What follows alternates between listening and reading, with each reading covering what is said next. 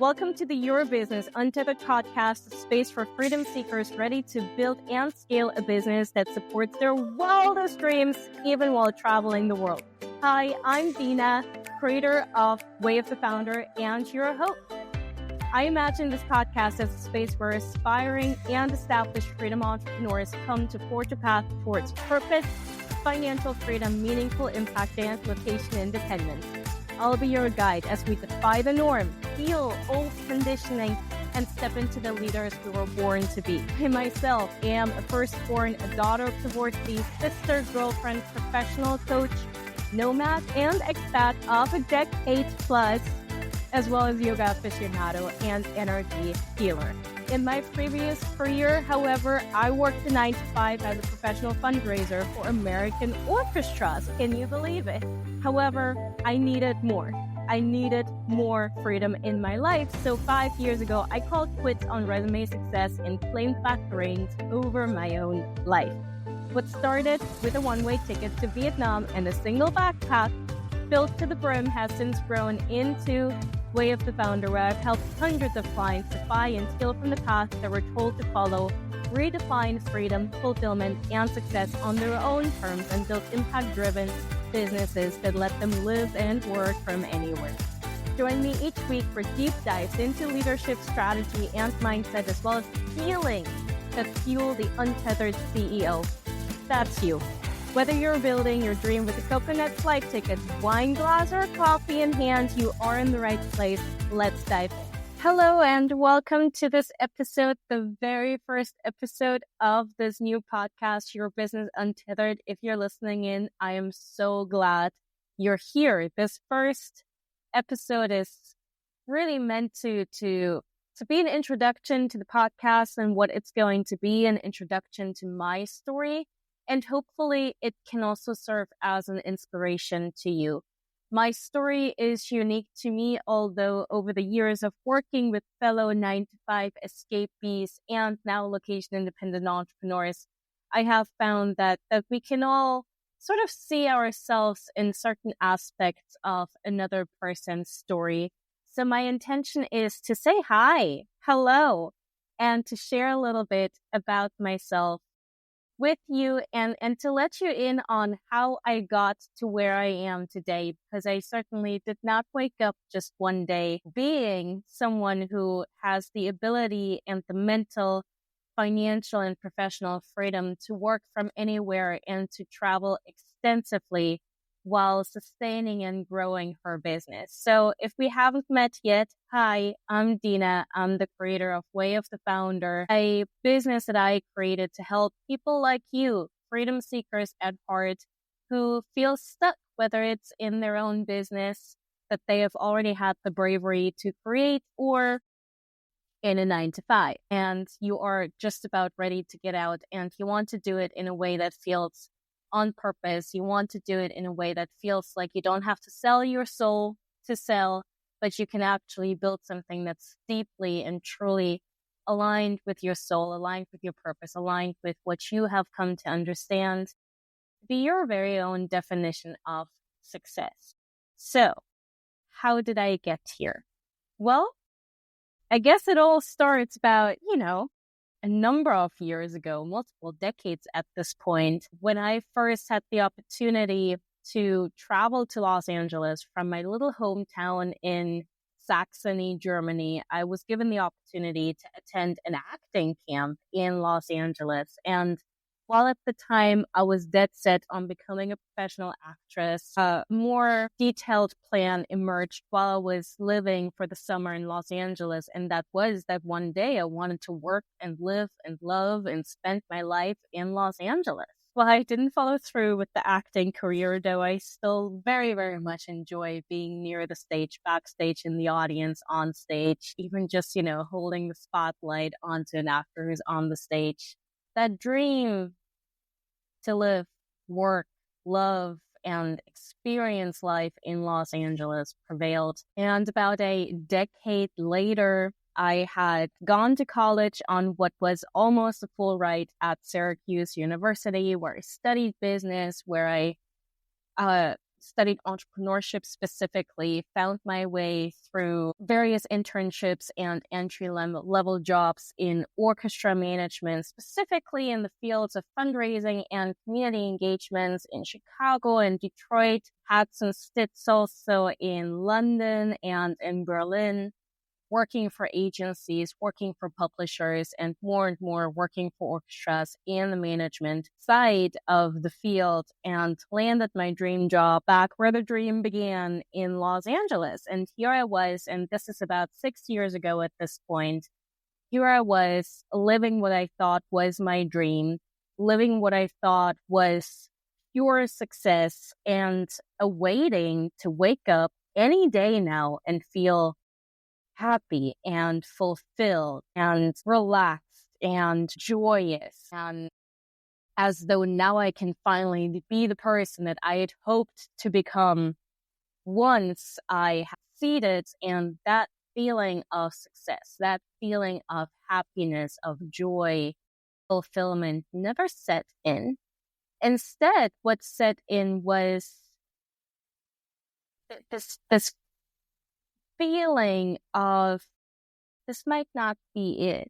What set in was a sense of being suffocated. And being German, I was used to seeing my family, my friends, all of the adults around me back home in Germany having, at least a month, or in the case of my mom, since she is a teacher, multiple weeks worth of vacation every single week, or every single year rather. And the more I settled into being an employee in America, even in California, which is considered to be quite liberal when it comes to employment laws, the more confused I got. It's like, well, how does it make sense for you to say that I am indeed a human in your eyes, but I have to work to accrue sick days before I get paid while sick? And on top of that, you're asking me to work around the clock every year with like 12 days of vacation, never take actual vacation, therefore never actually see my family, have to save up my vacation days just to be able to quickly fly home, visit all of my family, never have a chance to actually go on a vacation because my family is overseas and because I don't have proper, what I consider to be proper vacation days, and then fly back to Los Angeles and work again. And the long story short is that dream, even though I had achieved it very quickly, turned out to be a little nightmarish. And now I was faced with a dilemma because I was living someone else's dream, and I was working in a job that was someone else's dream job. And here I was feeling defeated and deflated and suffocated and ungrateful for what I had achieved, and ungrateful to those who had mentored me and helped me gain access to the conferences and to the internships and to the jobs that had eventually led to the job I landed in Los Angeles. But more and more, over the course of about a year of commuting to a job that I liked less and less so, working with leadership that I more and more lost respect for, I realized that this was not it. I realized that there had to be more. And truthfully, I ended up looking around the office and asking myself, is there anyone here working in leadership, either one level above me or all the way in the C-suite level, who lives a life that I desire to live 20 years from? And the answer was a hell no. The answer was just a full body. In fact, I would hate to have to live one of my colleagues' life. I hate everything about it. I hate how they have to spend their weekends, given the fact that we work for an orchestra.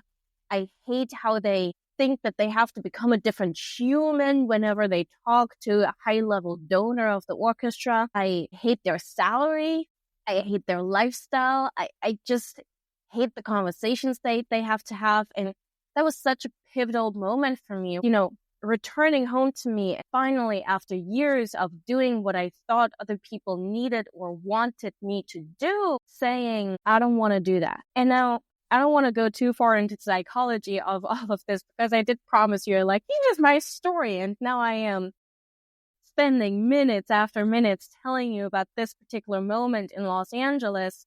But it is important, and I do want to acknowledge the inner turmoil that happened for me and that I have seen happening for every single one of my colleagues and clients who has chosen to get out of a career that they had spent, that I had spent years, decades, and thousands upon thousands of dollars and day and night and sweat and tears creating, simply because what they had created, this resume success that I had created, just wasn't delivering on what they thought, on what I thought it was supposed to deliver on. Like, I thought that once my resume looked perfect enough, I would suddenly feel fulfilled. And that was not the case. And there was a mindset shift that needed to happen away from, what do I need to do in order to build a successful business? What do I need to do in order to get another promotion? What do I need to do in order to get a raise? In my case, what do I need to do to get another visa sponsorship, right? At the moment, I was living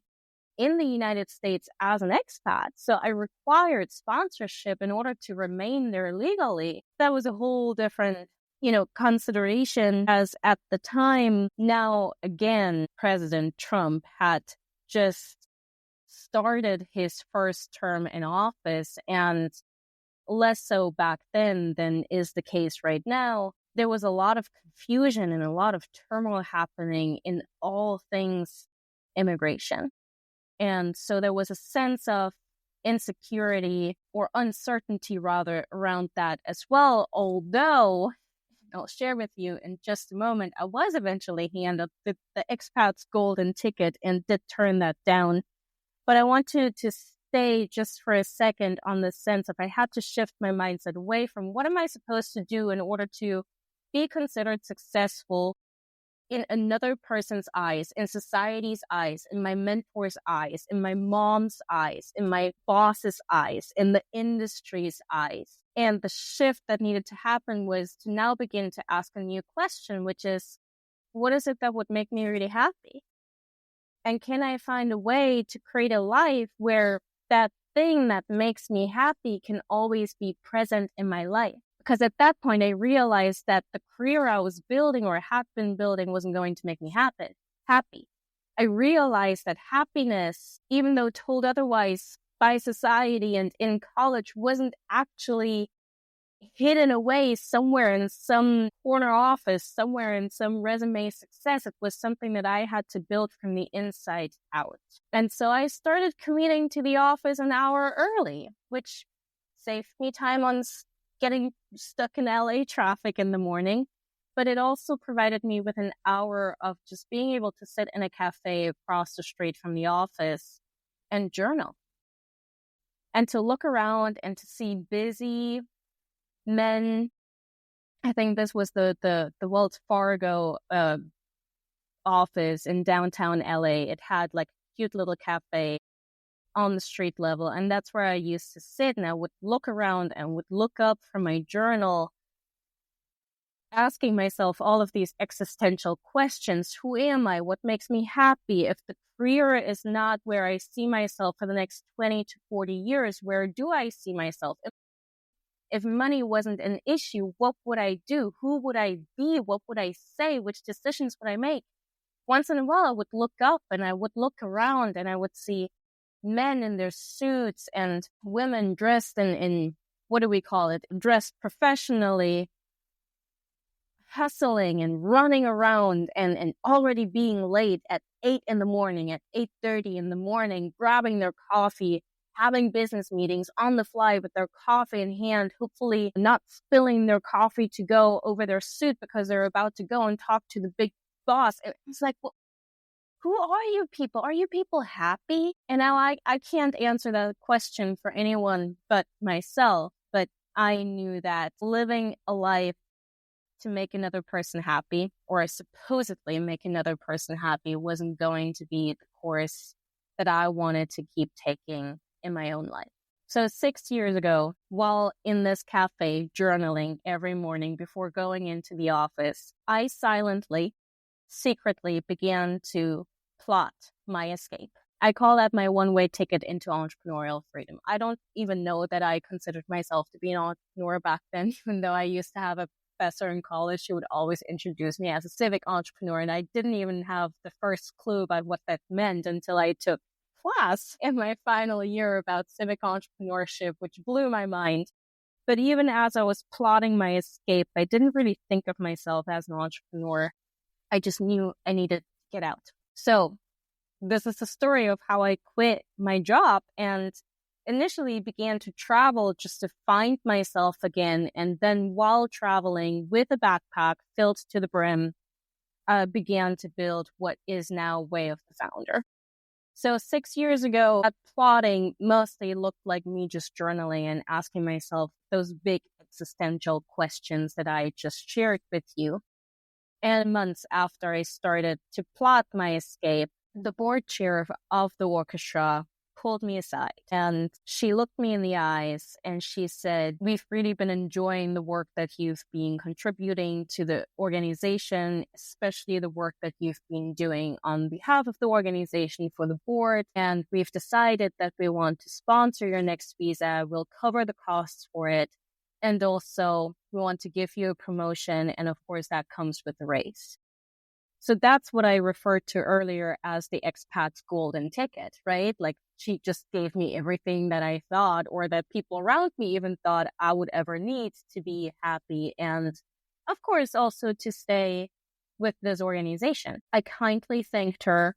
I left the office and had a nervous breakdown because here I was silently plotting away so that I can escape that job. But now that job had just given me like the sweetest candy anyone could ask for. Who was I to turn that down? Well, I was and I am Dina Marie fucking Weineck. And so I hauled my ass back into the office the next morning and I handed in my notice. The thing is, the organization clearly had realized that I was a great asset and they didn't want to lose me.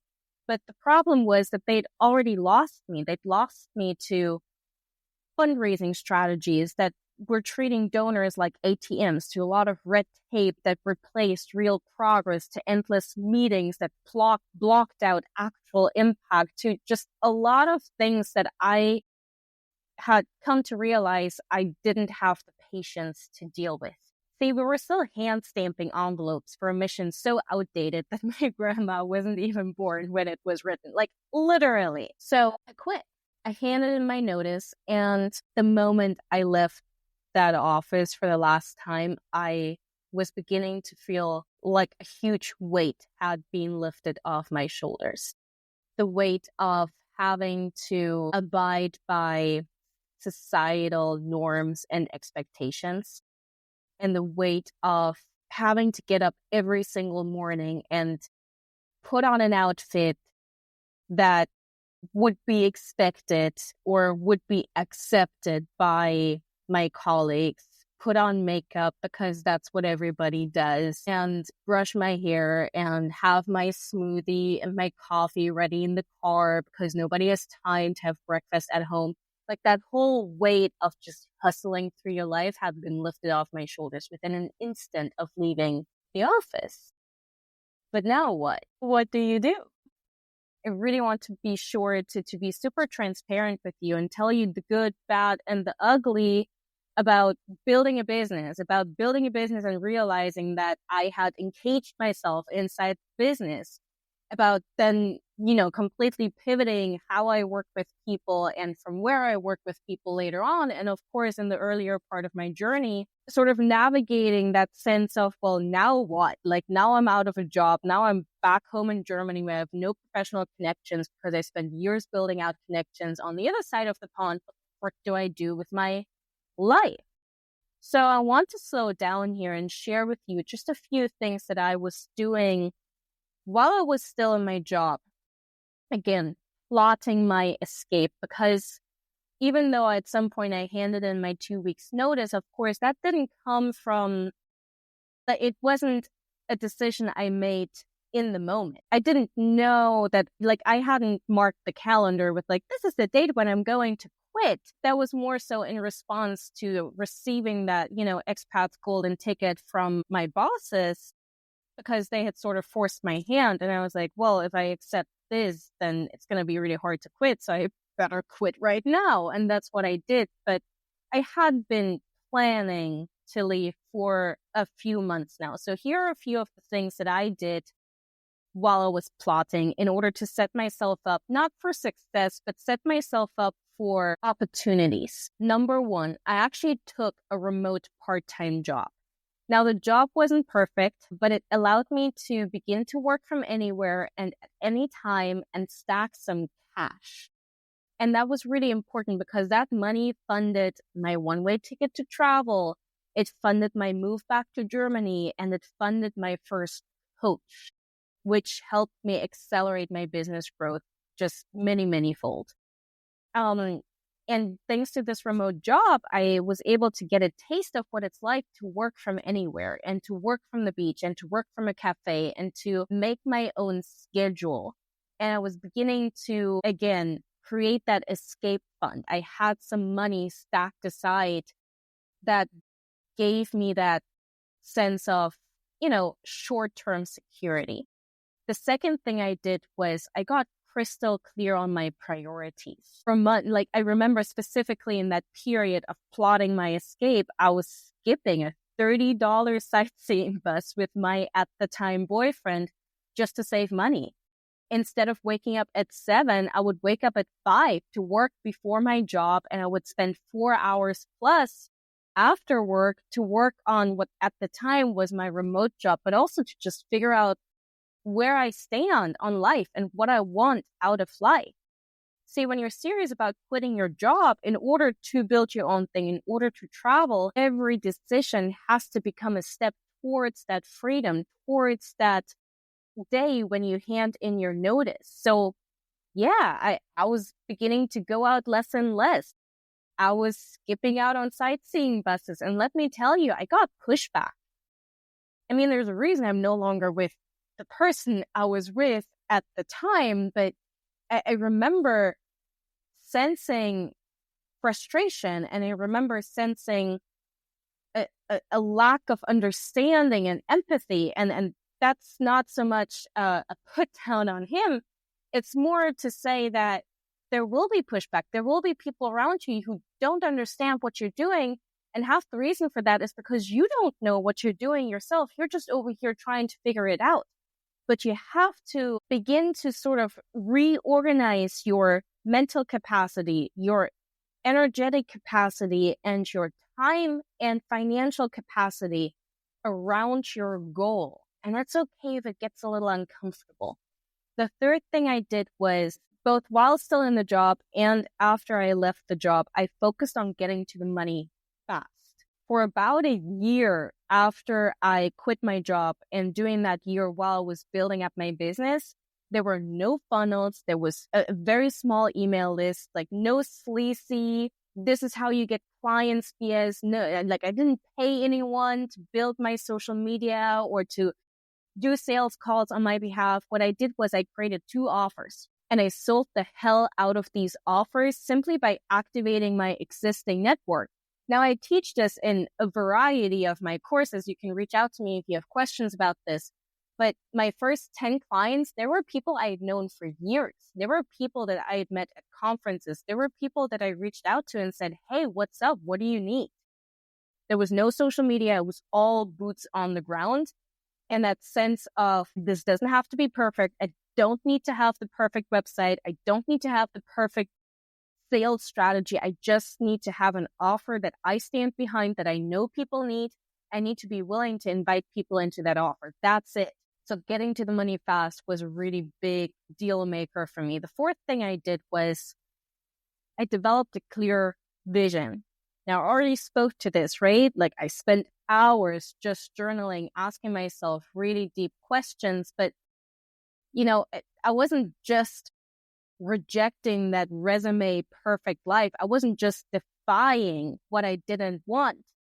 I also had to define what it was that I wanted instead. My why then became my North Star. It guided me through the uncertainty of how to quit my job, when to quit my job, why I wanted to travel, where I wanted to travel, how I wanted to work with people, and why I wanted to work with people in the way I did. So, it's sort of easy, and it's almost like a very rebellious reaction to go like, I'm against all of this shit, and I'm getting out of this job, and I'm getting out of the industry, and I hate this, I'm not doing any of it anymore. But then you have to define, okay, well, if it's not that, what is it? Where are you going instead? What are you seeking instead? Fifth thing, I won't spend too much time on this. I journaled every morning to ask myself the big questions. And the sixth thing is I booked the one-way ticket and I wrote my resignation letter. Now, I booked the one-way ticket, so I had some idea of when I would be quitting my job. And to be clear, I booked my one-way ticket before I quit. And I wrote my resignation letter just as a writing exercise. I wasn't sure when I would hand it in. I was terrified of handing it in the first place, but I wrote it. I had both ready to go. And I was able to sort of look at that and be like, okay, no. Like there's something written black and white, and there is no deviating from the path.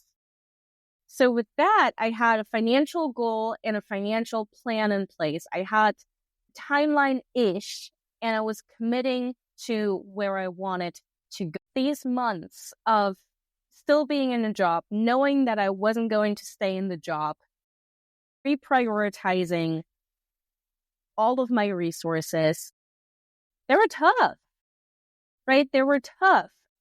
I must say, during that time, I literally listened to Tony Robbins, all of his motivational podcasts, just to, to be able to actually walk into the office, because I didn't want to walk into the office. It took courage to show up at work and the courage to admit to myself, this ain't it. The dream that I had worked for a decade wasn't actually mine. I wanted something unconventional, something that's a little crazy. Right. And with that realization, I was able to ask these big questions and eventually quit. So what happened after I quit? Well, my dear, I went traveling. This had always been in my DNA. It was a big no-no for me to after, you don't realize this when you work towards a dream for this long, and then you settle into it, and then you settle into the job, and one day you wake up and you're like, wait a minute, I can't do what I love doing the most. And one of the things I love doing the most is to explore, is to experience life, is to meet new people, is to be myself, is to go into all of the different corners of the world. And now I'm being asked to put that on hold for the next 40 years. So I traveled. I had no plan. Again, I had my part-time job, so I had a bit of a ramp into freedom. I was beginning to realize that, this is going to be my own entrepreneurial venture. But for 6 weeks, I was just traveling around Southeast Asia. And in fact, I didn't even talk to a lot of people during the first 5 weeks of that trip at all, because I had been talking to other people. I'd been figuring out what other people wanted to me for years. I needed to have some conversations with myself. And during these 6 weeks, I came up with two things. I came up with the realization that I needed to move back to Germany, not just because, as an expat, it was actually easier for me to set up a business from back home, but the more pressing reason that led me to the decision to move back to Germany was that there were family relationships that I had been neglecting and, in fact, running away from the trauma that was attached to them, that I was ready and was needing to reconcile with. So that was one decision that I made while backpacking. The second decision I made, or the second thing I came up with, was my very elaborate business plan. And here it is. I help people. Yes, this is it. This is all I had. I help people. I knew that something that I had known since college, and something that kept coming back to me while I was working my 9-to-5 in the field, was that musicians would constantly approach me because, not to go too deep into this, but there was at the time, and it's improved though we'll see how certain efforts that are being rolled back by the White House right now will negatively affect the efforts to diversify and make the field not just more equitable to enter, but more accessible for a wider audience. And I was part of quite a few of these initiatives that were really heartfelt and were in part funded by the government. Hence, my question mark, like, how will this negatively be affected? But there was a real sense of innovation all around me. Every single conversation I was having with musicians was, well, how can we do this differently? Orchestras are great, and the sense of having 100 musicians come together and unify under the same umbrella of this one symphonic piece of music is fantastic. It gives me goosebumps just thinking about it. But we have to do a little something differently, because the fact that we can come together unified under one symphonic piece of music and play it as one body means that we can use classical music to unify and to unite and to bring together communities far beyond the concert hall. How do we do this? So I had these conversations with musicians all around me. Dina, I have this idea. I want to do it, but I don't know the business side of it, because all they taught me in conservatory was how to play my instrument. You know business. Can you help me? So for years, I'd been essentially consulting for both nonprofit and for-profit startups that musicians with that very little business background were beginning to off the ground. So that's where I started as a coach. The moment I moved back to Germany, I figured out German tax law, which floored me. I hired a coach with the money that I'd been able to save thanks to my, priorities and my remote job. And I very quickly developed an offer to help musicians set up an entrepreneurial career that is outside of the norm of either you become a teacher, a solo artist, or an orchestra musician. And that offer was filled within days. Now, I must say, we're talking the beginning of COVID at this point. So I was aided by the fact that a lot of musicians were being furloughed or laid off. And there was a real sense, not just of purpose, but also of need to create something that can support them and be impactful. So that offer filled within literal days. I made, I think, around $8,000 off that first offer. And I had a follow-up offer sort of as a graduation offer a few weeks after that made me another $10,000 or so.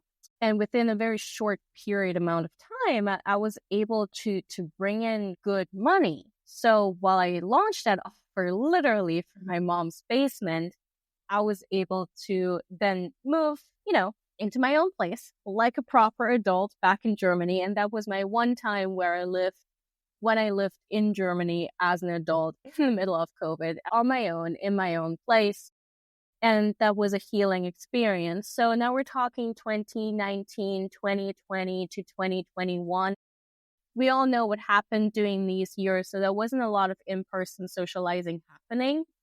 But I was doing two things. I was building out my roster, again, not through a whole lot of social media marketing, but really through fostering and building intentional connections. So I went straight for the bull's horn, so to say. And the second thing I did was I went to therapy. And, while we talk about getting out of your 9-to-5 and building your business so that you can get out of your 9-to-5, oftentimes purely from a what do I have to do strategy perspective, the one thing that actually helped me build a really solid foundation for the life that I live today, inside and out, is freeing myself of trauma, which is a fancy way of saying learning how to forgive, learning how to heal childhood trauma, learning how to heal, trauma that happened later on in life as a teenager, as a young adult, that I had been sort of trying to forget about, trying to deny even, trying to just never ever think about, but it just ended up running the show. I wasn't in the driver's seat of my own life. A, yes, there was societal conditioning and norms, which I've talked about getting out of. But B, there was trauma. There was healing that wanted to take place that I was too afraid of looking at. Combine these two things and you're no longer in the driver's seat of your own life. You're no longer free to make decisions that serve you because either you're busy people pleasing or you're busy subconsciously running away from what simply wants to be acknowledged and dealt with. And by dealt with, I mean heal. Now we're in 2021 and I'm beginning to see some traction.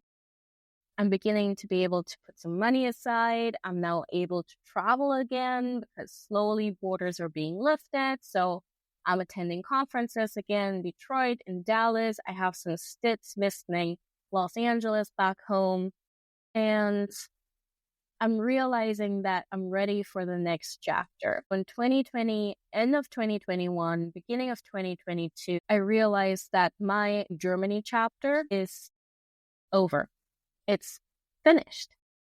So I had this dream, more or less, about leaving Germany and beginning to travel the world truly nomadically. Now, up until this point, I've been moving around like at least once a year. So I've always lived a very nomadic life once I left Germany, but I wanted to live an even more nomadic life. I wanted to live a life where I would just live and work from the road without having a permanent home. In other words, I wanted to become a proper digital nomad.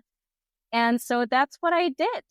February 28th, 2022 is when I handed back over the keys to my apartment, wished my family farewell for now, and boarded a plane from Berlin down to Lisbon.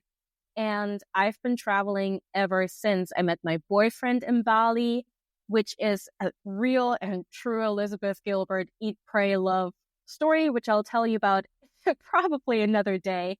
So you can ask me about it. It's a pretty cute story. But moving on from that, I've been traveling and I've been building my business. And the final chapter that I want to talk about is that halfway through traveling around the world, carrying a full one-on-one roster of coaching clients around the world, I burned the fuck out. And that was because my business wasn't actually set up for the freedom that I had planned for my lifestyle. What does that mean? Well, there are certain business structures that work for certain people, for certain lifestyles, and for certain definitions of freedom. And while I had fully accomplished location freedom, I hadn't actually accomplished time and energy freedom. So starting in 2023, late 2023, all the way up until last year, end of last year, I was completely burning down every single structure that I had in my business and rebuilding my business so that two things could happen in my business. I wanted to get back to creating accessibility. Creating equity and accessibility and inclusion was what I had been doing for a decade in the orchestra field. I wanted to get back to those roots with my own business. So that meant that structurally, I could no longer justify to myself having just one-on-one clients because one-on-one coaching costs a lot of money and it's meant to by design. But that meant that my business and the transformation that Way of the Founder was offering was entirely inaccessible to most people on this planet. So I had to diversify my offers. And the second thing that I wanted to do was, which I was going to be able to do using the same strategies that would lead to more accessibility, was I needed more time freedom. I couldn't make my business income dependent on me showing up for one-on-one clients week after week. So I got to work. But how I changed structures of my business to create more accessibility and time freedom in my business, through my business, is truly a story for some time other, probably for the next podcast episode. We'll see about that. So what can you take away from this episode? What should you do now? Well, let me leave you with a few questions to make sure that your next chapter is truly soul aligned. Question number one that I have for you is, what do you want your business to do for you? you don't have a business yet, what do you want the thing that brings you money to do for you? What do you want your business to do for you? And even if you already have a business, you've heard me talk a little bit about having to completely restructure my business. What do you want your business to do for you? And is it doing that job right now? Second question, what would an ideal life in a day look like for you, granted there was no repercussions or judgment from society, from family, from colleagues? And also, what impact do you want your business to have on the world? And is it currently set up to have that impact on the world? And lastly, and this is where I'm going to push you into action, because we'll go really deep into soul work, into mindset work, into looking at the mother wound and at your relationship to your dad and how that affects what you do in your business on this podcast. But at the end of the day, promise I'll always bring you back to, what do you do now? What's the action that you take now? So my final question for you is, if you were to set yourself a 6-month timeline towards a goal, towards quitting, completely overhauling the business structure that you have, towards pivoting into a new market, what would the next 180 days have to look like for you to be able to succeed in creating this new chapter of your life in order to be built towards more freedom? And this, my dear, is the question I'll leave you with. If you love this episode, please let me know. This is the very beginning of the episode. So if you're still here, I so very much appreciate you. Thank you for giving me your time, for trusting me with your time. I do not take that lightly at all. Please leave a review, leave a rating. Let me know how I can provide even more value to you through this podcast. Let me know what questions you want to have answered, and I'll answer them for you. You can always find me on Instagram at Way of the Founder, and I will catch you hopefully in the next episode. Until then, have a beautiful day, seize this day, and create more freedom one step at a time. Thank you for listening to the podcast, Your Business Untethered, hosted by me, Dina, creator of Way of the Founder. I love hearing from you, so please drop me a DM on Instagram sharing your insights from this episode. And if you are ready to take the leap, my free guide to plot your 9-to-5 escape in 7 days and the Freedom Business Scorecard are in the show notes for you to grab. This episode created change for you? Please leave a review and be a friend and share this with a friend or colleague that you love. Until next time, please wake every day, seize the day, defy the norm, and create your very own type of freedom. I love you. I do mean it.